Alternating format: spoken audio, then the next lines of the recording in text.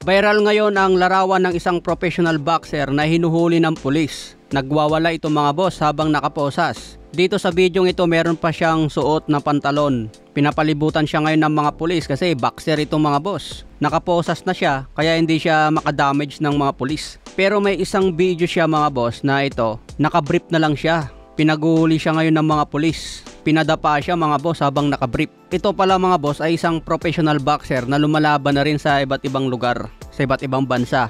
Ito si Al Rivera, may kartadang 24 wins, 19 KOs, may 5 talo. Base sa kartada ni Al Rivera, noong 2021 lumalaban pa ito. Pero noong 2022, 2023, 2024 tumigil na ito sa pagboboxing at muling bumalik lang ngayong 2025. Nakadalawang laban na siya ngayong 2025. Huling laban niya September 21. So kakatapos lang ang laban nito, panalo pa siya by knockout sa round 1. Noong 2022, 2023, 2024 tumigil ito sa pagboboxing dahil ayon sa isang report na sinulat ni JM Siyasat, nagkaroon pala ito ng kaso sa California. Kaya pala hindi nakapagpatuloy sa pagboboxing ito kasi nakasuhan din siya. Sabi nga rito ayon sa isang ulat, dinala si Rivera sa isang pasilidad para sa mga may sakit sa pag-iisip matapos mapansin ng kanyang mga kasamahan sa bahay ang pagbabago sa kanyang asal na umano'y dulot ng depresyon. Ayan po ang report noong 2022. At ngayong 2025, ayan na naman po mga boss. Sinasabi nga sa comment section sa kanyang viral video, dumadaan na naman daw ito sa depresyon. Kaya makita sa video mga boss na nagwawala. So hindi natin alam ngayon kung ano ang problema niya mga boss. Pero matindi talaga ang depresyon, hindi birong sakit yan. Kapag dinapuan ka ng depresyon, talagang mababaliw ka.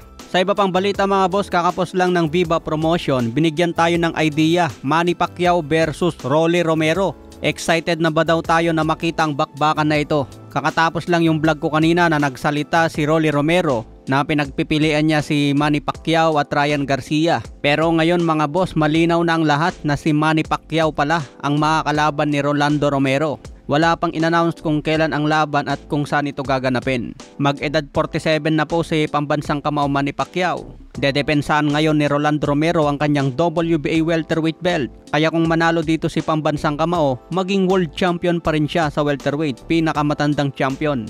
Nabigo man si Manny Pacquiao kay Mario Barrios dahil naging tabla. Pero dito kay Rolando Romero, baka posible na ang pangarap ni Manny Pacquiao na maging champion ulit sa edad na 47. Babasagin ulit ni Manny Pacquiao ang sariling record na pinakamatandang champion sa welterweight 147 pounds. Kailangan lang talaga medyo mahabang training ni Pacman para hindi bitin. Kasi sabi niya matapos ang laban kay Barrio Barrios, nabitin daw siya sa 2 buwan na training. Kailangan mga 4 na buwan o 3 buwan. Malakas itong si Romero pero hindi ganun kahaba katulad kay Barrios. Hindi rin ganun kasipag bumato ng jab itong si Romero pero malakas talaga. Kumbaga one punch knockout din ito. Kaya kailangan din talaga paghandaan itong si Rolly Romero. Ang huling laban niya tinalo pa si Ryan Garcia na napakabilis. Okay mga boss, hanggang sa muling update.